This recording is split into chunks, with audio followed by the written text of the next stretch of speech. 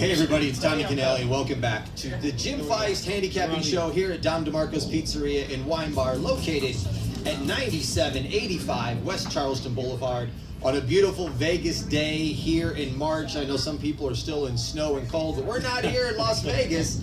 We are sitting here on a beautiful patio, and if you've not been to Dom DeMarco's, when you come to Las Vegas, you must check this place out. The food is spectacular. It has awards amongst awards amongst awards. And next to me are two award sports handicapping gentlemen. One who's actually, you're the one that came up with this great idea to do the show. The man, the myth, the legend. You've only been doing this for about 10 years now, so I got to give you credit for what you've done in 10 years. We'll say 10. 6 decades. 6 decades, yeah, great. 6 decades. Jim Feist is here. How are you today? The last 6 days, I think I've had 5 losing days. Felt like 5 decades in 5 days? It was 6 decades in 1 week. Wow. It felt bad. But we have a guest here today. We do. That is a legend. He is. And he was an associate with Billy Walters. I mean, he's the NBA and NCAA guru, poker guy. Let's welcome in Alan Boston. Alan, welcome to the show. Cheers. So we're going to get into this. We're going to get into the games themselves, but we want to start here. Jim, you've been talking with me and texting me about this all week since the game started, and we have a great guy that can help talk about this. The coaching carousel and what NIL has done to NCAA. It's not just NIL, it's a portal transfer and too. And the portal transfer. The two of them. Yeah, let's break them apart. Let's start with the portal first, and then we can bring in Alan. But here's my thought as a former coach. There is no way in hell the transfer portal. No, wait, let me back up. The portal actually opened the first day of the season. Let's not be mistaken. It wasn't open for legal reasons, but there's been guys talking about they're leaving, they're going in the portal. So for all intents and purposes, you can say the portal has been open. But it just opened up on Monday, and you got 16 teams trying to vie for the national championship, and now they got to make a decision on, hey, is this guy coming back? The guy, Scottie Pippen's son from Michigan, says he's in the portal. They're not going to dress him, which I get. You have all this movement. The portal should not open up until the Monday after the NCAA championship, in my opinion. Totally agree, but I'm going to turn this over to Alan because I know he knows a lot more about the depth and the coaching. Alan? Go ahead, Alan. I know you have some things you want to say. So, I'm an old school guy, and when I first started doing this way too long ago, college basketball was supposedly academics first, and you played basketball for the love of the game. Now, things were quite different back then, where in high school you would play, let's say, football in the fall, hockey in the winter, baseball in the spring. Mm-hmm. That somehow evolved into you pick a sport and go with it 365 days a year. That's what it's evolved to. Okay, so that dynamic has changed things. Now you have a little more focus for one thing 365 days a year. So now it becomes basketball is all right, we're just doing basketball. So now it's no longer necessarily for the love of the game. Now it's a little more serious. Now the NCAA basketball tournament gets this $1 billion TV contract, and by billion I mean billion. So you basically have big money with people behind closed doors making decisions. So much like our government, even though we're not going to get politics in this, evil stuff's going to happen. It just does. My contention for the last 25 years or so is that it's very corrupt. But we'll get into that later. I think the whole selection thing is corrupt and the whole thing is corrupt. I think they've been driving about 40 years ago, you mentioned this earlier, 35, 40 years ago, I was told they're going to try to get it down to 4 conferences and break away from the NCAA, something you just mentioned with football. I was told this 35 years ago. So you're wondering why UCLA and USC are in the Big Ten. You're wondering why Cal and Stanford are in the ACC. Is it not because they want to rename oceans? Atlantic Coast Conference has Cal, of course it does.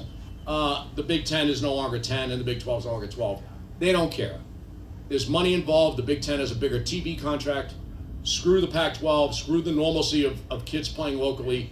We'll let them go all over the country, and who cares if they pass school or not. So in order to make it, back then it was kind of thing, a 45-second clock, the underdog still had a chance.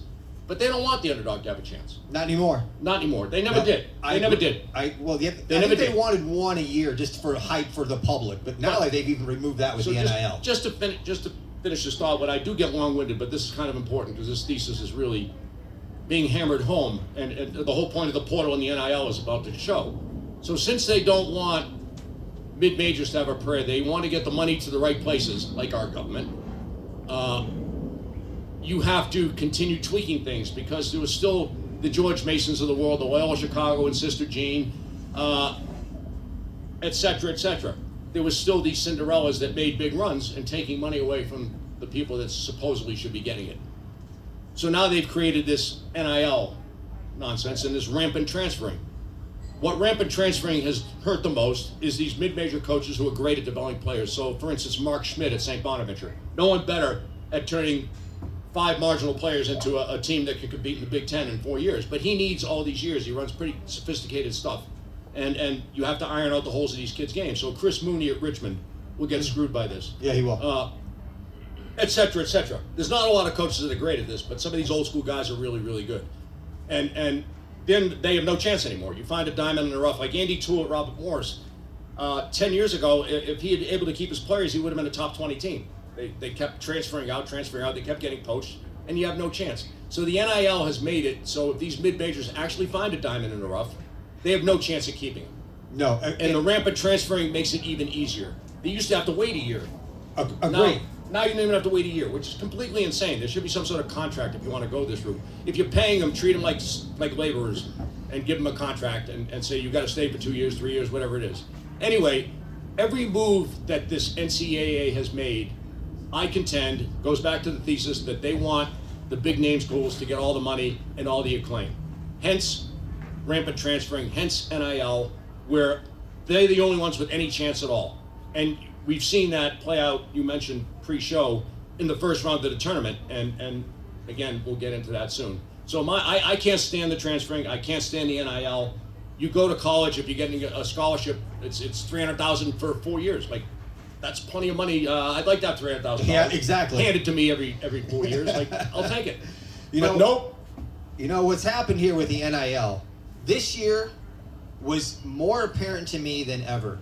When you look at the physicality and the size of the Power 5 schools versus the mid and low majors. I said to you pre-show, the two that really stood out to me, I purposely turned on Houston and SIUE because I know Brian Baroni well. His team looked like they were 5th graders against this gigantic Houston team, and you could tell before the tip that this was going to be a 30 or 40 point game. I'm like, wow, the physicality really shows. Then I turned on Lipscomb and Iowa State, and it was even more apparent before the ball went up that Lipscomb was going to have no chance in this game. Iowa State was bigger, stronger, faster. It just looked like it wasn't even the same level team. I'm like, okay, the NIL has completely changed this game. You can forget about the upsets. They're not going to happen. They're saying Colorado State was one, but Colorado State was playing well going into the tournament. I don't think they should have been a 12 seed, but that's another story.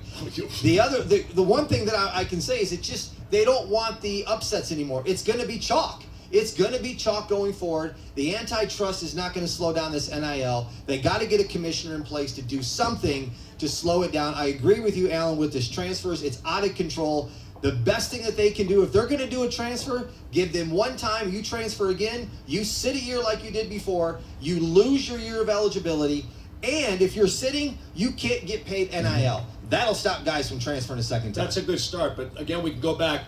This has been a slow erosion of the mid-major thing. They had 45-second clocks. They had no clock, and they went to 45-second clock. Now, this is supposed to be about, it's not supposed to be a glorified NBA. It's supposed to be, again, kids who go to college and get to play, privilege of playing basketball for a team. That's what it's supposed to be. That's the spirit of all this thing. At least they're not throwing all that horse shit about student athletes out at us anymore. We don't have to hear that word anymore, because that was never the case. It's all about, this billion-dollar TV contract. So they shorten it to 35 and now 30 seconds. Now, who does that favor? It favors the chalk. The more possessions, the more likely the chalk's going to win. When there's 45-second clocks, excellent coaches can control tempo. And if you want to control tempo in a game, it doesn't matter what the other team does, you're going to be able to do it. And if you run good offense for 45 seconds and make these favorites get out there, get frustrated, get a good shot at the end of the shot clock, you can shorten the game.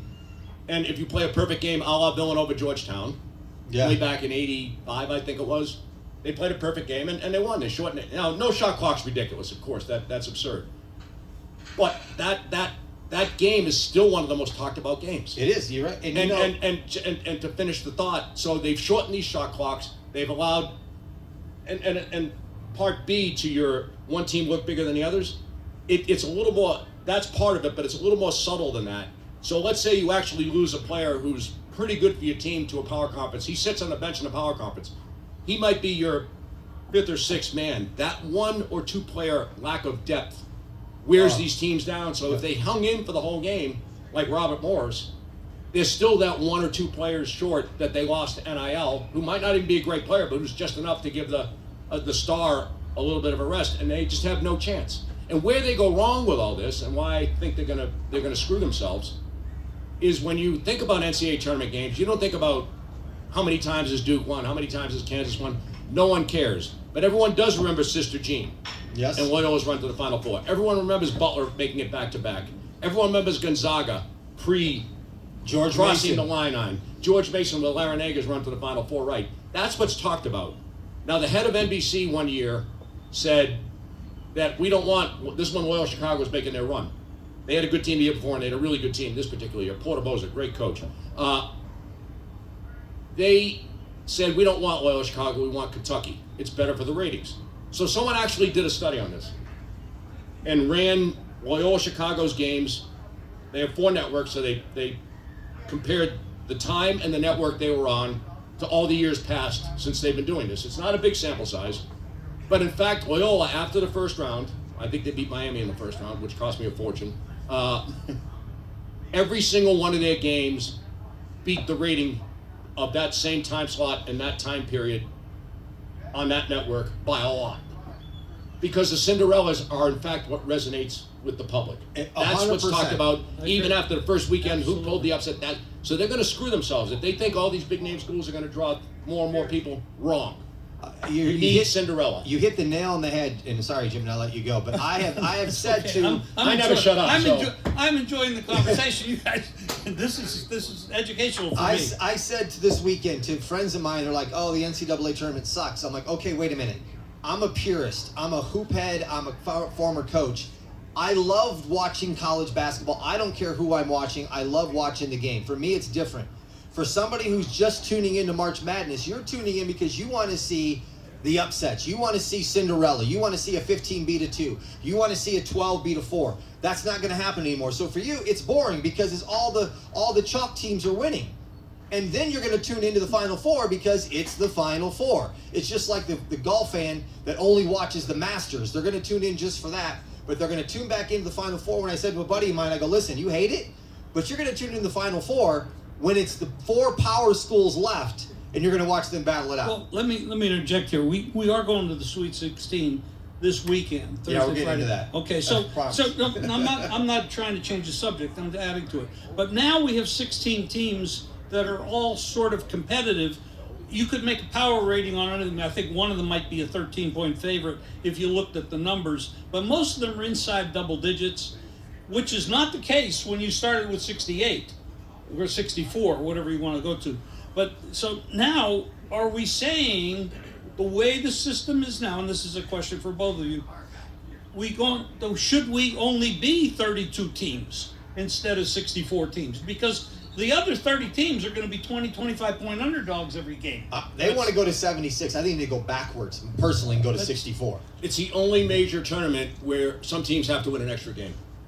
Wimbledon, there's a 128-player draw. Yeah, there's qualifiers going in, but that's like the conference tournaments, like the qualifiers to get in. The Masters, yeah, you play Monday qualifiers to get in, and certain other people get in, but there's a set number of players in the field. They don't play extra holes. It's the only major event that has some subjective who plays the extra game. Yeah, there's wild card games and stuff like that, but the rules are there in advance. That's what they chose to do. This is the only one where they choose subjectively who has to play an extra game. It's completely insane. Alan, are you for or against when we get to the Sweet 16 of reseeding and redoing the brackets? No, the bracket should be etched in stone. Of course, the bracket is completely corrupt and stupid, and the seedings are horrible. I agree, because I was watching a thing that so we should reseed it and redo the. No. I'm like, no. The brackets are made for a reason. People want to fill out brackets, and if you're only going to do that, then why we don't have no more brackets? Well, they want it because if they could reseed them, they could really screw the team they want to screw, which they already do plenty of. Right, this is very true. You can go back over the years, and certain teams never get a good draw. Like, let me get into it, Jim, and let's start with you, and then we'll get Alan's take. BYU, Alabama, open at 4.5 up to 5.5. 174.5 over under. Do you like this game at all? My dark horse to make the Final Four is BYU, and I think they can play at the speed that Alabama plays. Alabama can. I mean, they can win by 50 or lose by 25. I mean, they're a little bit crazy on the floor, but when they're good, they're good. They're real good. But I think BYU can keep up the pace with them, and I think this game I like over, and I took the points with BYU. I don't like the line, but I like the over. Alan? So Alabama's defense this year has definitely improved quite a ton. Nate Oates plays this seemingly helter-skelter style that looks a little weird at times, but obviously is extremely effective. What he did at Buffalo was just complete miracle worker. And this is not some 5-star recruit-laden Alabama team. There's a lot of mid-major high-end talent that he has made work. So his kind of seemingly amorphous style actually is very well intended. Players are spaced out in the proper spots where they make shots often. So what Oates does, even though it looks a little helter-skelter, is actually very, very good. So it's all about ratings and what teams play to. And Alabama has played to a very high rating almost the entire year.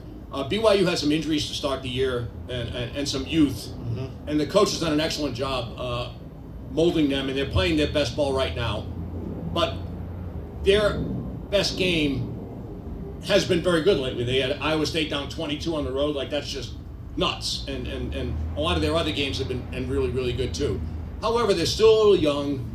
And we're getting late in the year, and sometimes youth gets worn down a little bit. So even though they're playing their best game, I don't think that their best game versus Alabama's best game is good enough to win. I think the line is bang on. I think the game should be 5.5, which is exactly what it is. So I have no bet, which is going to be a common theme in most of this. But I would think it's more likely Alabama buries them than BYU wins. But either is certainly possible. Like you said, Alabama's range of results are pretty wide, as are BYU's, by the way. What do you think of the total in the game?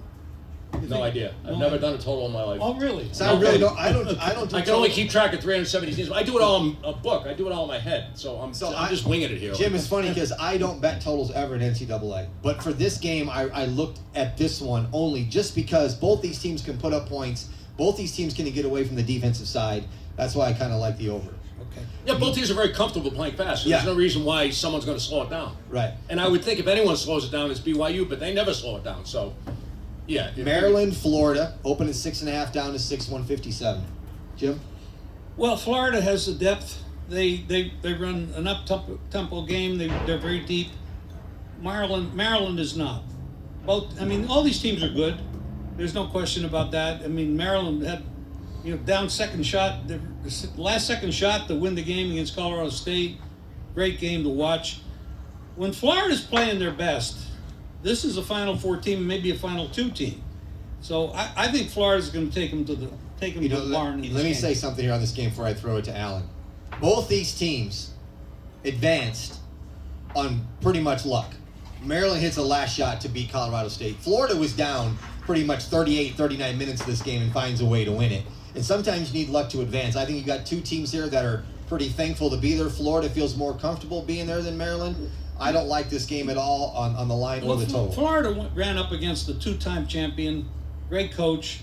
Didn't have a great year, but they went the tempo they wanted, and it took them out of their game. I think Florida's going to come back with a very high-tempo game, and I think it's going to wear Michigan out, or Maryland out. Alan? This is actually it's the only game I bet out of the 8, so we do have an opinion here.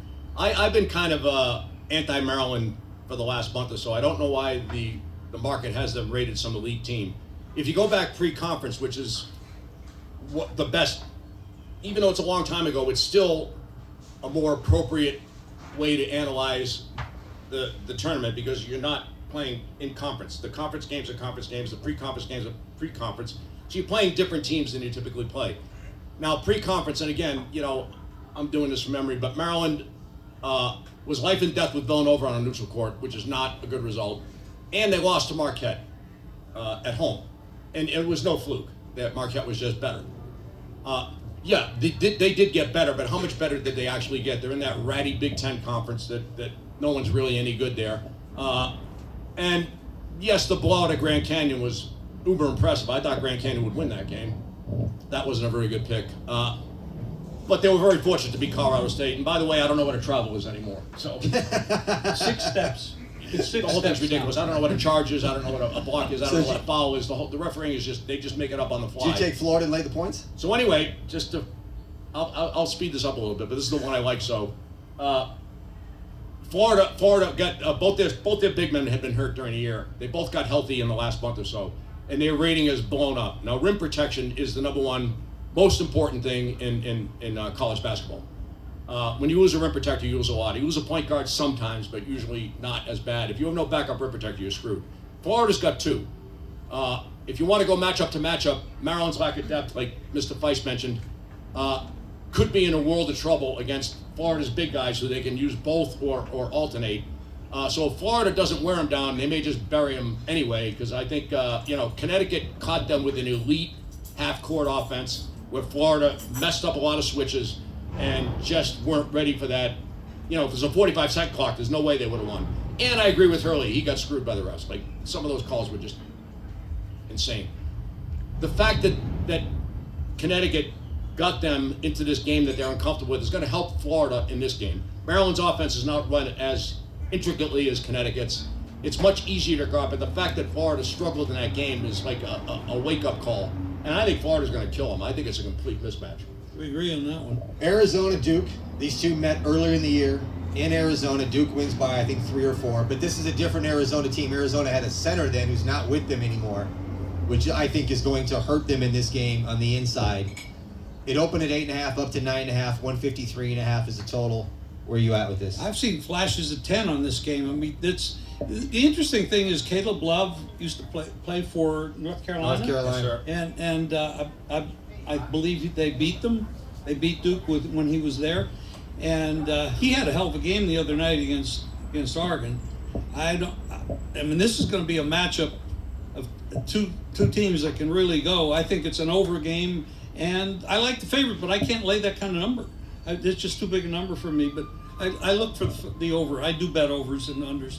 So, but I do like the over. Alan? So the fact that Duke went in there and they won by more than 3, I think they won that game pretty comfortably in Arizona. It may work against Duke. Like when you win any other team's home floor, it usually favors the team that lost the second time around. Usually, more often than not, for sure. Like it's actually in the price nowadays. I'm not, again, if you go back to pre-conference, Duke lost to Kentucky on a neutral. They lost to Kansas, I believe, on a neutral also. Like, the team is very, very beatable. Yes, they have the great white hope who can do whatever the hell he wants on the basketball court and get away with it. When he shoved that guy off of it, the guy fell and almost got a concussion, and he's looking at the referee in shock, like, you can't call that on me. I'm the great white hope, like, okay, so we won't get into Duke getting every call for the last 30 years. But I'm not sold that this is some elite team. They beat up on all that ACC crap, all been knocked out of this tournament already. In a bad conference year.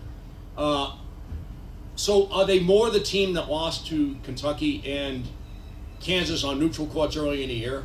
Or are they more this team that has run roughshod over the entire ACC? They did beat Auburn at home in a very tough game, a very, very impressive win. And there's no doubt they're really good. They looked really good against Baylor. But Baylor was shorthanded, and that one-day rest after pulling the upset was just too much for them. They were in a world of trouble that game. I think the fact that Duke won in Arizona, Tommy Lloyd's no fool. He'll definitely tweak things a little bit. And I think Duke may be a tad overrated. So I kind of leaned Arizona. I would probably, if it went up a little more, I'd probably bet something on them. On this Duke team, I've been saying they're going to go as far as Cooper Flagg, or as far as the opponent coach lets Cooper Flagg win. What I mean by that is sooner or later, and Tommy Lloyd might be the guy, is going to go after this kid and show that he's a freshman, show and expose him and get him frustrated, get him out of his rhythm, which is going to take Duke out of their rhythm. They're deeper than Flagg, but he is the snake. You got to cut the head of the snake off. And if you can get him frustrated while he's on the floor, you got a shot to really kill their rhythm. And nobody's attacked him yet. And I'm waiting for somebody to attack Cooper Flagg. Tommy Lloyd might be the guy to do it. And by attack, you mean like physically just trying to manhandle him? Exactly. Yeah, I exactly. agree, totally. Yep. I'm waiting for and that even to if happen. you give up a foul or two, Right. And even if you take a bad shot or two, just go after the kid. Exactly. And make him work. Yeah, Yep. I agree. Arkansas, Texas Tech, 5.5, 148. I think Grant McCaslin at Texas Tech is one of the most underrated coaches out there. This guy can coach the game of basketball. I'm a big fan of his. He's won everywhere he's gone. He's won national championships. He's an old school to me, like an old Bobby Knight guy that's not afraid to get into your ass. He's not afraid to push his team. He makes his team defend, and they're healthy, they're dangerous. But then again, you got the young guy in Caslin against Calipari, who knows every trick in the book. What do you like? Well, that was a big win for Calipari against Patino. I don't know if there's some animosity between them or not, but and they handled them.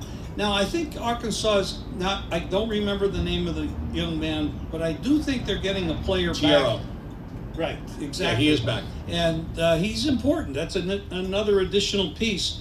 Texas Tech, to me, looks like the better team, but, if Calipari's been around a long time and if he's got a healthy team and they're hot, but I think that I like Texas Tech. I just don't have an opinion on what to do with it. Okay. Alan? McCaslin is elite as a coach. No doubt. What he did at Little Rock was whatever he's done everywhere. North Texas, Midland College. Yeah, Midland College. It's just complete genius. The offense he runs at Texas Tech is about as pristine, maybe is a good word, as I've ever seen. Their weakness is they lack rim protection. I don't think Arkansas will be able to expose that very much. I personally think Calipari is a clown. I think he's a used car salesman, but he's not a basketball coach. He completely embarrassed himself year after year after year. I think he had 5 first-round draft picks and a second-round draft pick and lost to Notre Dame and Mike Bray years ago. Last year, knowing Oakland's playing that tricked-up zone, he knew it was coming. He had no answer for it. And I called it. It wasn't hard to predict.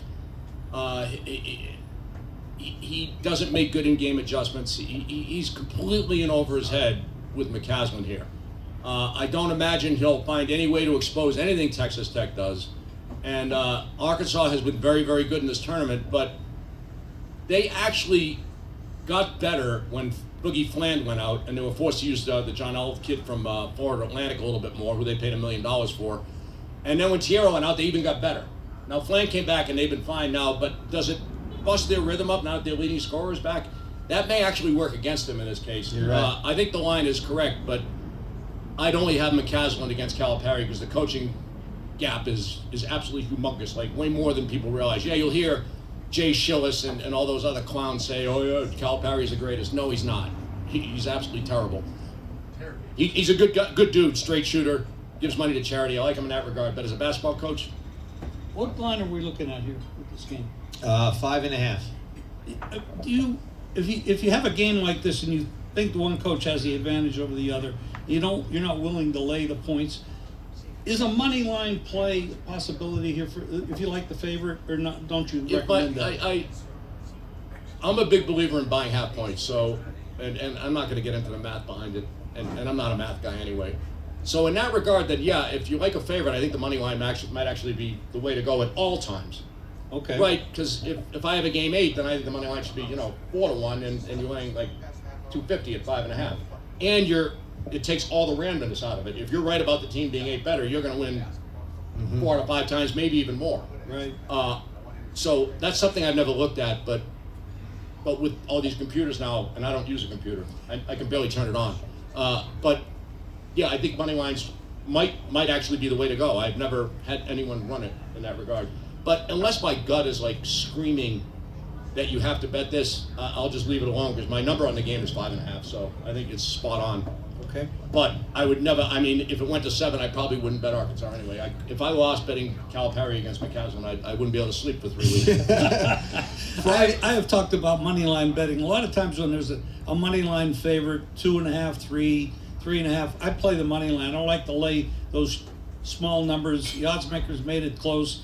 I don't want to be into that situation where I win but don't have the cash. So but when a game goes up to 5.5, 6, 7, 8, I get a little reluctant with doing it because it's such a big price. But you just made a point that maybe I should look at more seriously. Maybe you should, and then maybe as money lines kind of rise as the lines go up, because you think the line is too low, it would really go up dramatically. If you think the game's 8, that money line gets jacked a lot higher because the half points become a little less relevant and worth, and the more it is away from it, the more. Anyway, there's a chance that the higher number is maybe even undervalued on the money line anyway. Good point. And it definitely is undervalued if you think it should be higher. And it's I'm yeah. gonna definitely. I don't know. I mean, I'm not a math guy. So. Well, I'm gonna have somebody run those numbers and see, because I don't know how to do it either.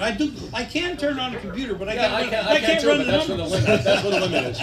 Moving on to Friday's games, Ole Miss, Michigan State, Beard versus Izzo, opened at 3, up to 3.5. It's at 143.5.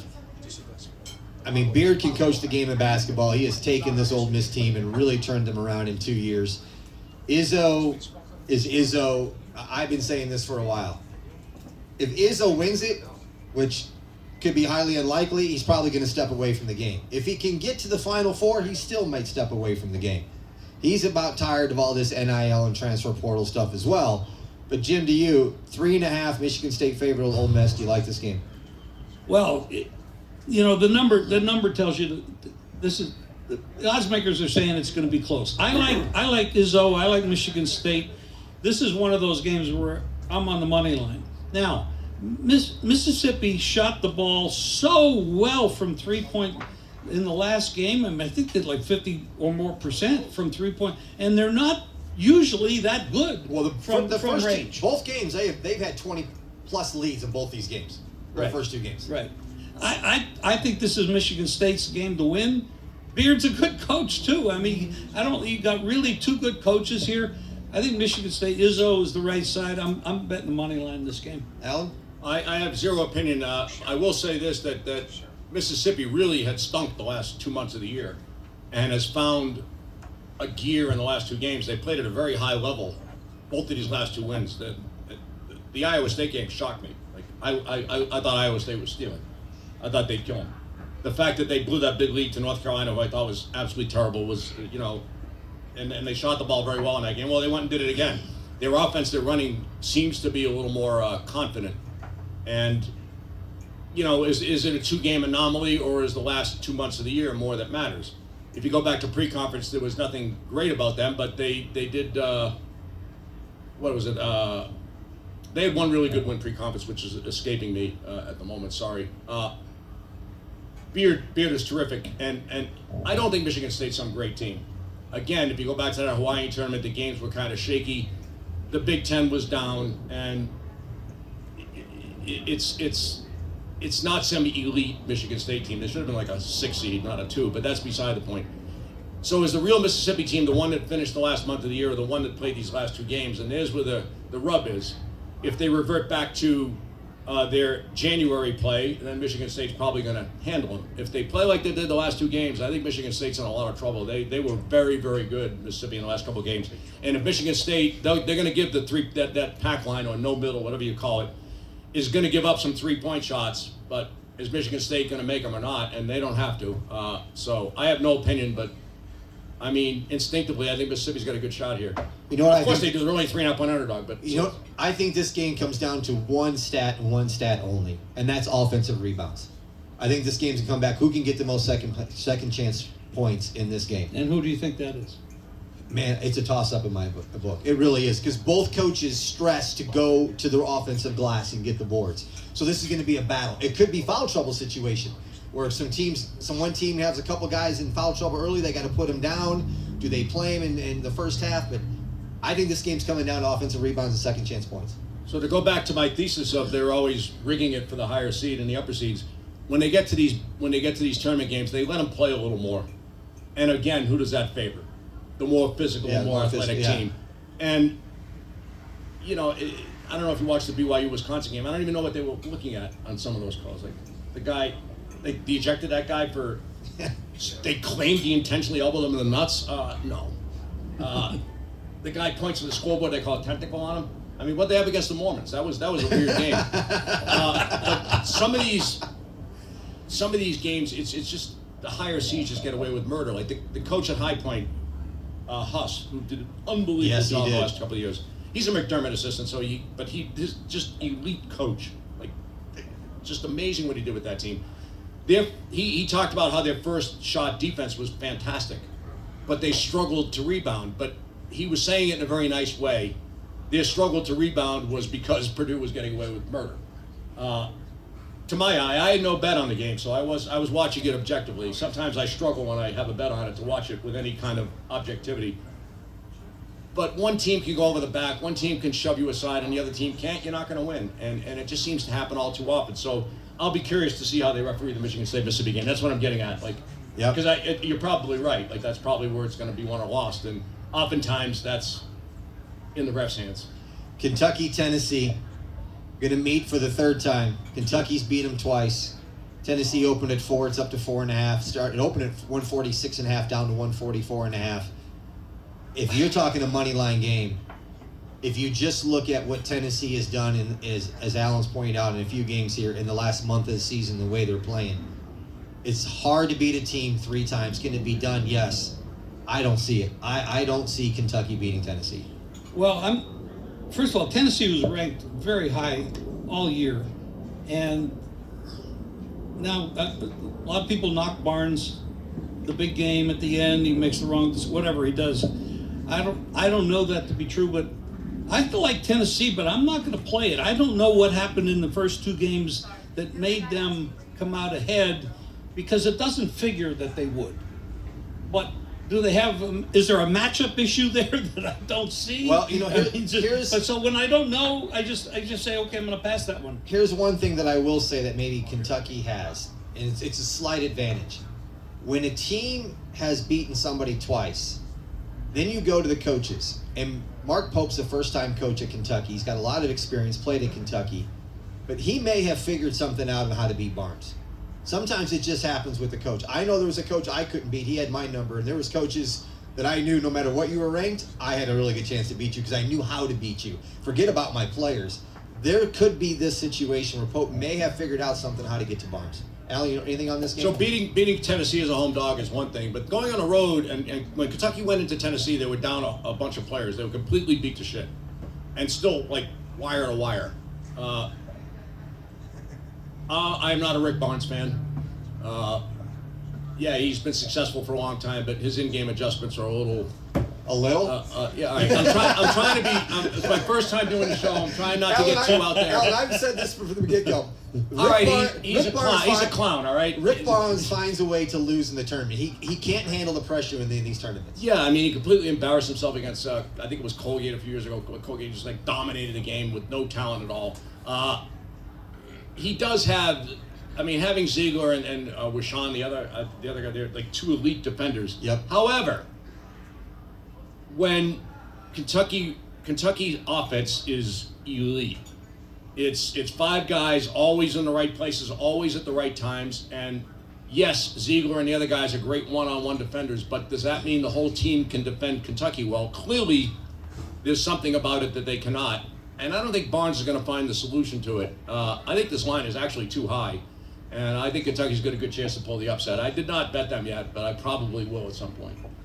Only because I was way off on Kentucky, Illinois. I had Kentucky favored, and they kept betting Illinois. So I think this line's probably going to go up. Okay. Michigan, Auburn, open at 8, up to 9. It's at 153.5. Jim, what do you like in this game, if anything? Well, before I tell you what I think is going to happen in this game. Okay. I want you both to tell me what you think is going to happen in the game. I'll tell you. But since I'm going first, Michigan is I do 7 power ratings in different ways on every team. Okay. And Michigan, right now, in the last 4 to 8 games, so shockingly, has the highest power rating of any of the 16 teams. Okay. I don't know. It's just numbers. It's this number and that number. You put it all together, and you have 7 of them. I got 7 lines that say Michigan's the better team. Not only in this game, but all the games. Okay. Okay. So you're saying Michigan's the national champion? Do I believe? No, I don't believe that. I don't think that. But like Alan said, the Big Ten is a different animal. So no, I don't believe that. But the numbers are the numbers. I like Michigan points plus the points in this game. Am I going to go any farther than that in the Elite 8 or anything? No, but I'll take the points with Michigan here. Alan?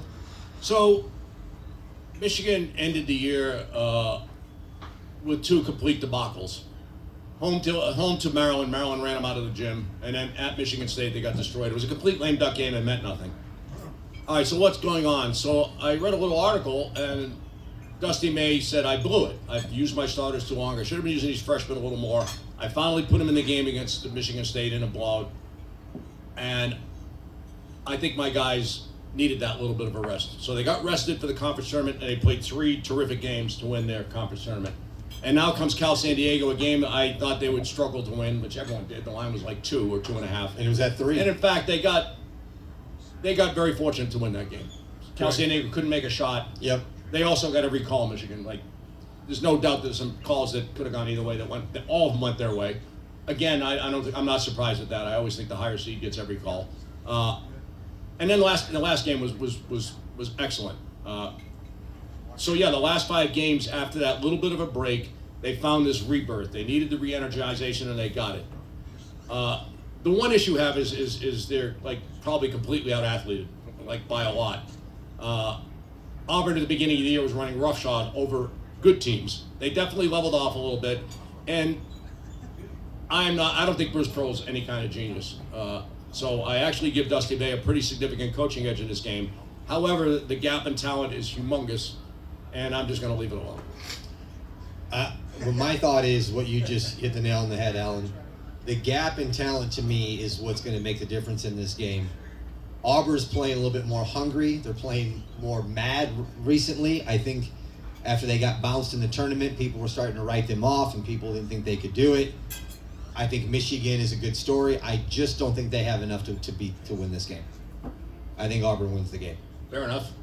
Purdue, Houston, 132. I'll just say I feel sorry for Purdue fans.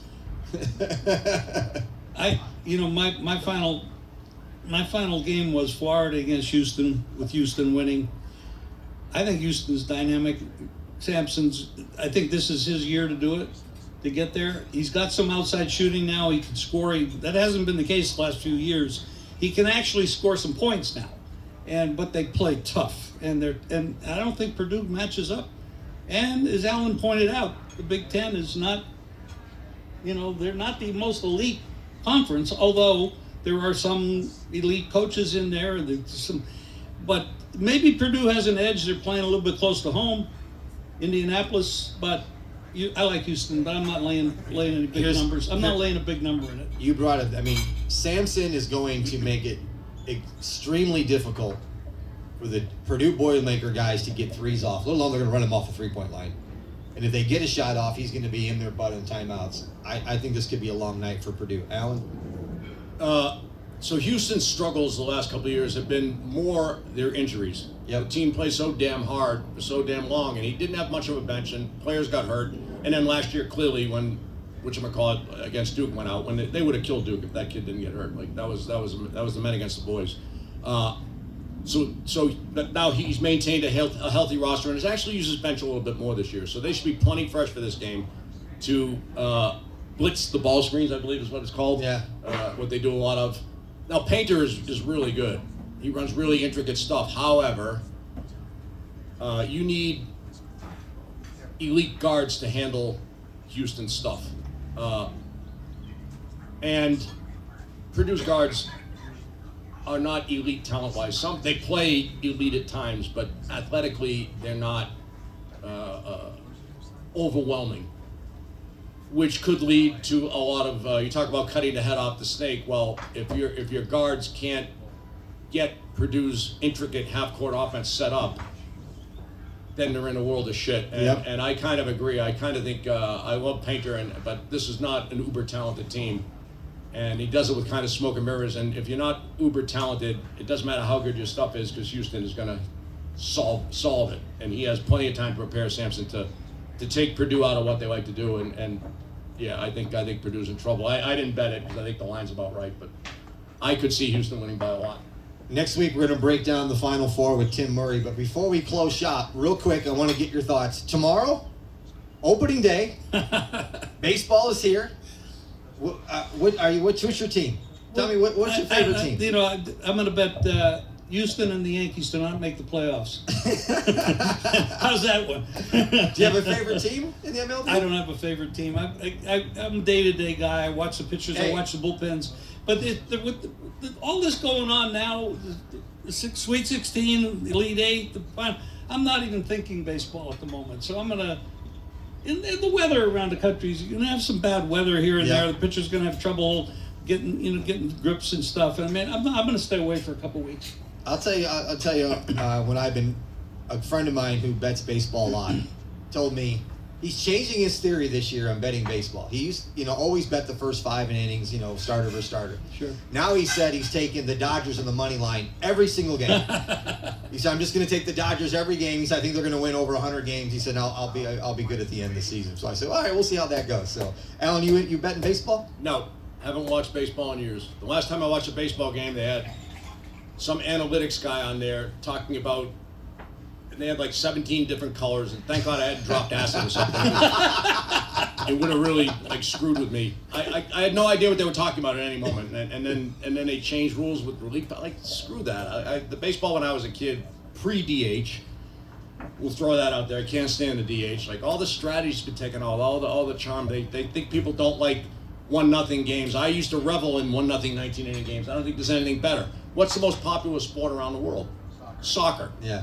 What's the scores? 1-0. 2-1. 2-1, 1-0, right. yeah. So you think people don't like low-scoring games? They just want a good game. They don't give a shit if it's 28-18 or 2-1. They want an exciting game. But the powers that be want to try to make every basketball game high-scoring, every hockey game high-scoring, every baseball game high-scoring, because that's what draws fans in. Meanwhile, all this attendance in all the sports is going to shit. So maybe they should let them play the sport as intended. I haven't watched baseball in years, nor do I care about it. There are a bunch of prima donnas and... Stick around after we close up shop. We're going to got bottles of wine to give away from J. Lore Wine. But before we go, we got to do a couple things. First off, shout out to Crackman. Crackman, thanks so much for setting up Alan Boston, bringing him as a panel on the show. Thank you.